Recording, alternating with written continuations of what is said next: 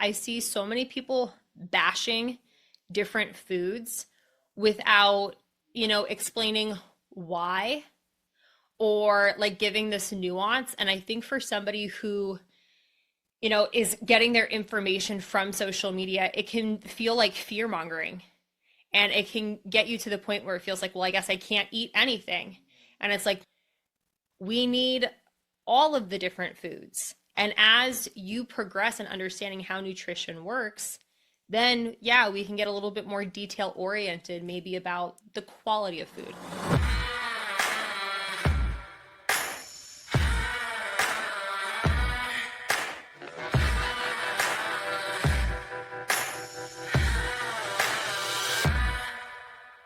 I got so fired up last night. So I put a video up on social media, and I'm really glad I put this video up because it gave me some additional perspective to share with a younger version of myself that, to be honest, was kind of insecure and kind of mean at times. So, okay, I'm going to share what happened on social media. So I made a video, I put it up on social media, and my video was me showing a bunch of different foods and what these different foods looked like for 100 calories. And the purpose of this video was to share how, an extra few sips of wine or an extra couple of chips or some additional olive oil, how 100 calories can add up very quickly. And the purpose of this video wasn't to be like, don't eat these foods. The purpose of the video was to share what 100 calories looks like. And if you are somebody who is not tracking and you either feel like you are gaining weight or you're struggling to lose weight and you're not tracking, it's very easy for it to be happening unconsciously. You're like unintentionally putting yourself in a calorie surplus just because, you do take a few extra chips, you do take a few extra nuts, you do have a little extra olive oil. It was not to bash these foods. And if you don't know the video I'm talking about, this is the video.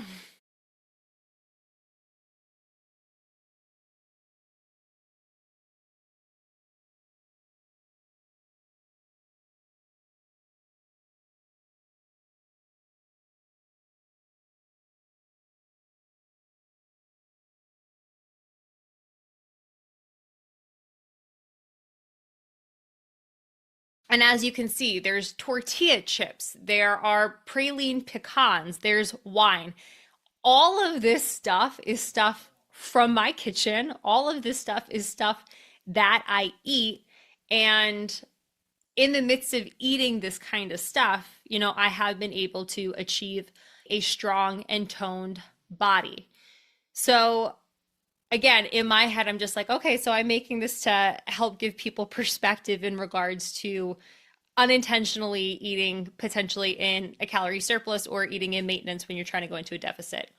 So I get a comment on this video where this person says something along the lines of, the issue isn't the calories, it's the types of food that you're eating. The quality of the food here is highly inflammatory and it's not good for you. And I asked this person, did you read the caption? Like, do you actually know what this video is about? And that's what I want to talk to you about today. So, depending on where you are at in your journey, the things that you are going to be focused on are going to look different than what somebody else is focused on. So, when it comes to fitness, if somebody isn't moving, like they are just spending a lot of their time sitting and on a couch. Me as a personal trainer, the first thing I'm going to suggest is let's get moving. Let's choose, if you're going to drive somewhere, park your car a little bit further away so you get some extra steps in. Is it possible to take a 10-minute walk at some point during the day? Like that's step number one for somebody who's not moving. Step number two, somebody who's moving, but they're not, in a fitness routine. Let's find some type of fitness that brings you joy, something that you're excited to do so that we can start to get into the habit of, I work out. This is something that I do. And I think a really nice place for a lot of people to start is something like a group fitness class, something that feels fun, something that brings them some type of joy, going to a class with a friend or going to a class that seems kind of, like a party. It can be really helpful for somebody who dreads working out or they just haven't, met that version of themselves yet. And then the next question is, okay, so what are your specific goals? And if somebody were to tell me, I want to be toned and I want to be strong, I would say, great. Now we need to start implementing strength training with progressive overload. And somebody who's beginning that journey, the exercises that they're doing, the details, the coaching cues that I'm going to give them is very different than the athlete who is training for the Guinness World Record.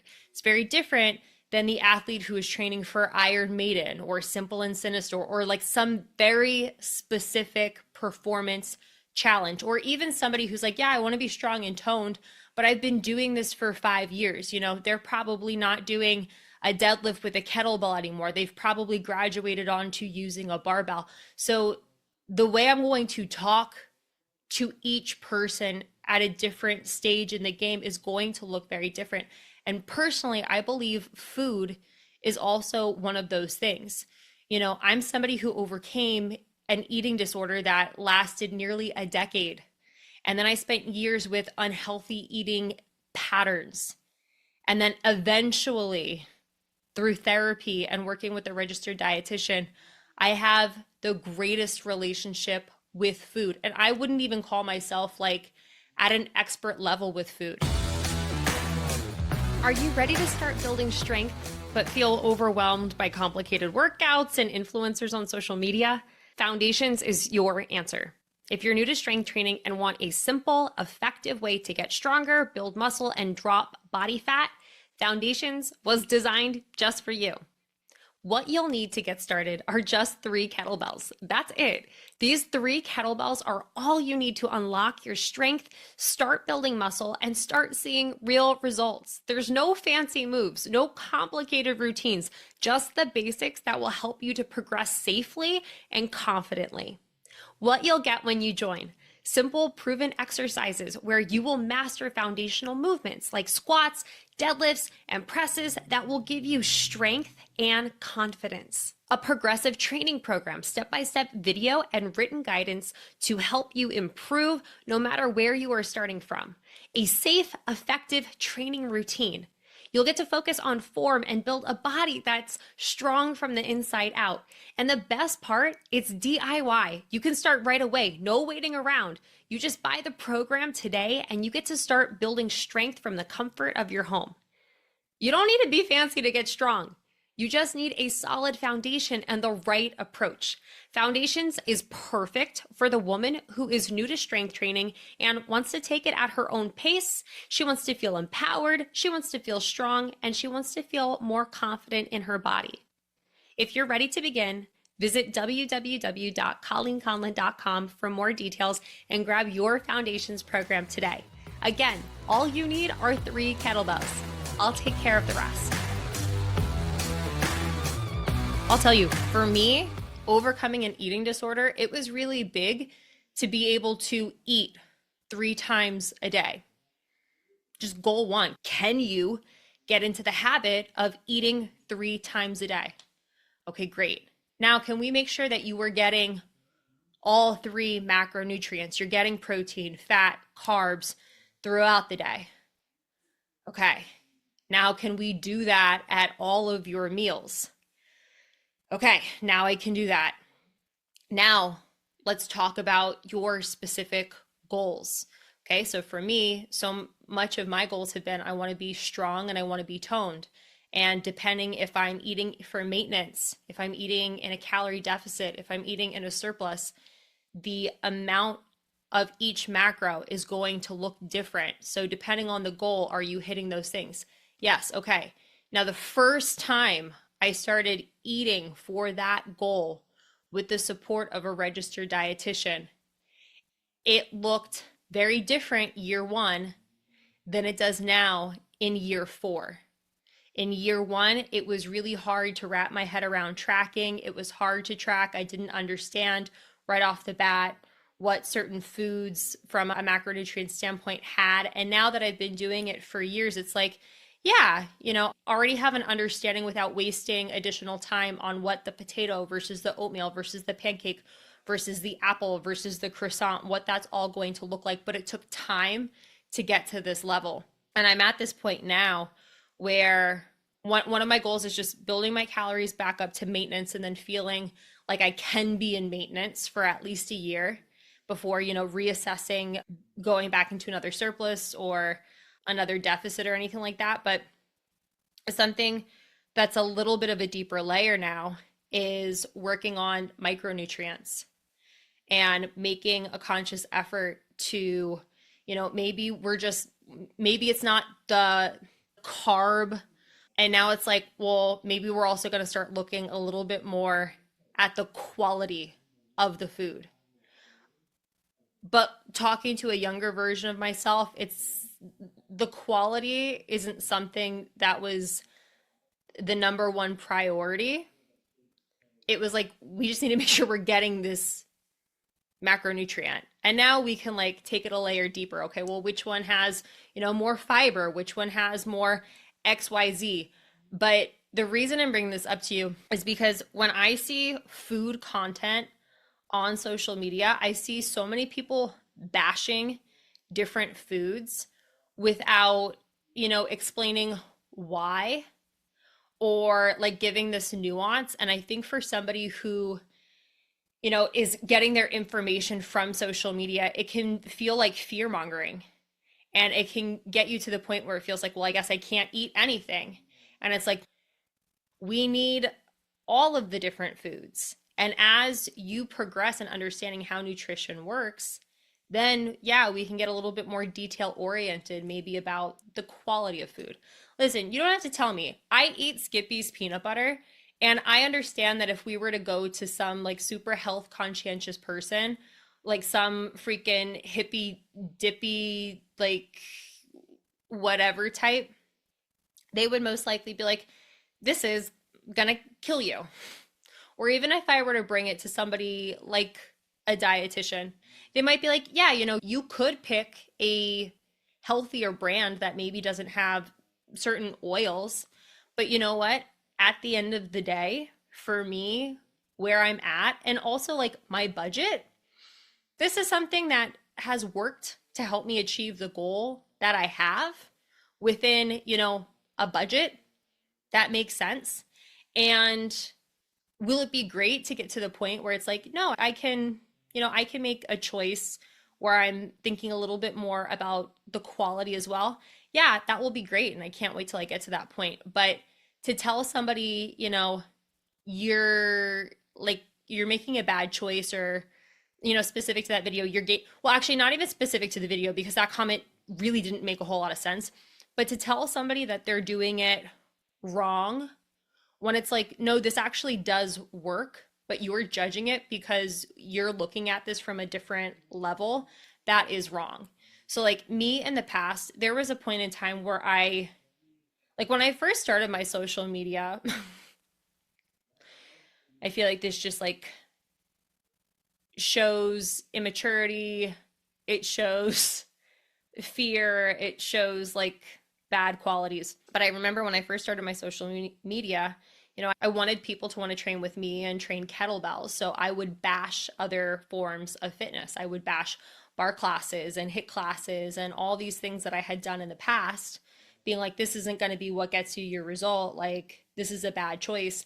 And to be honest with you, none of those forms of working out are bad choices. Are they the best choice in order to build a strong and lean body? No, not necessarily. When we look at best for a specific goal, certain things from a scientific perspective, they make a lot more sense. But it doesn't mean that something is necessarily bad. We have to ask the question. We have to understand the nuance.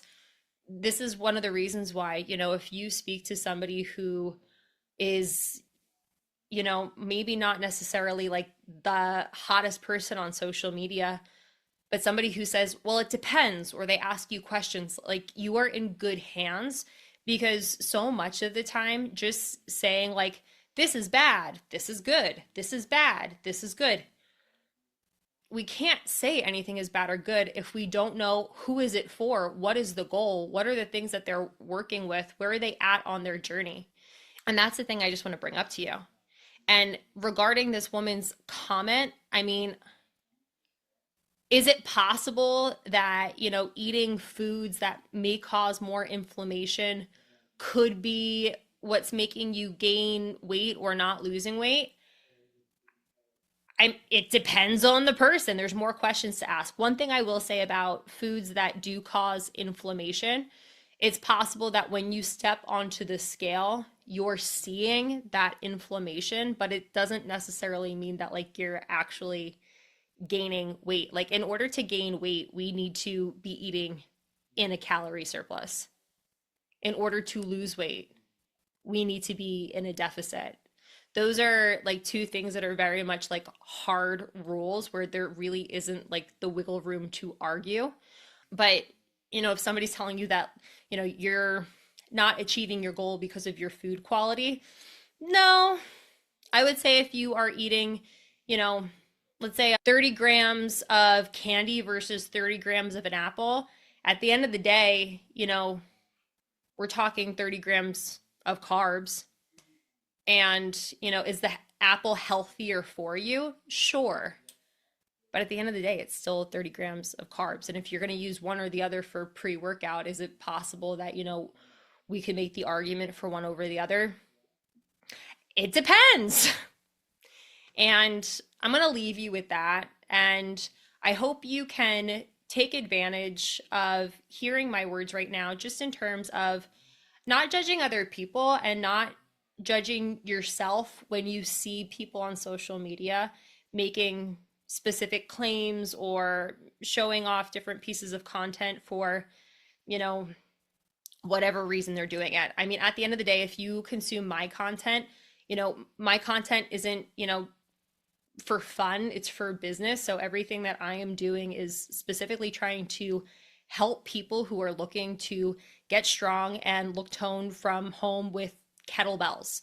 So am I always going to have like some type of a twist to that? For the most part, yes, because it's a business. Not everybody on social media is doing it for business. Not everybody on social media is, doing it specifically to help their niche. There's a lot of people who post stuff specifically for clickbait and virality because they will be gifted from Instagram for the sake of creating controversial content in the algorithm. So just some things to keep in mind if you are on social media, or even if you are at a holiday event with family, friends, and they are making comments on your workouts or on the food that you're eating.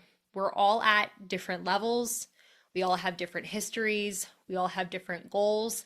Is there some type of hierarchy in terms of getting to a point that is maybe healthier? Yes. But do we all need to be there at the same point in time? Do all of our journeys need to look the same? They can't. They won't. Because we're all individuals and we're all getting to these points in life at different times. And that's okay. Thanks for tuning in. If this episode hit home, don't forget to leave a rating and review. Women are stronger together. So share this with a woman who you want to see rise. When we embrace positive takeaways, we level up. And when we share them, we change the world. Follow us on Instagram at The Dangerous Women Podcast and let us know what you want to hear next. And remember, dangerous women redefine wellness and the world. So be fierce, be authentic, be dangerous.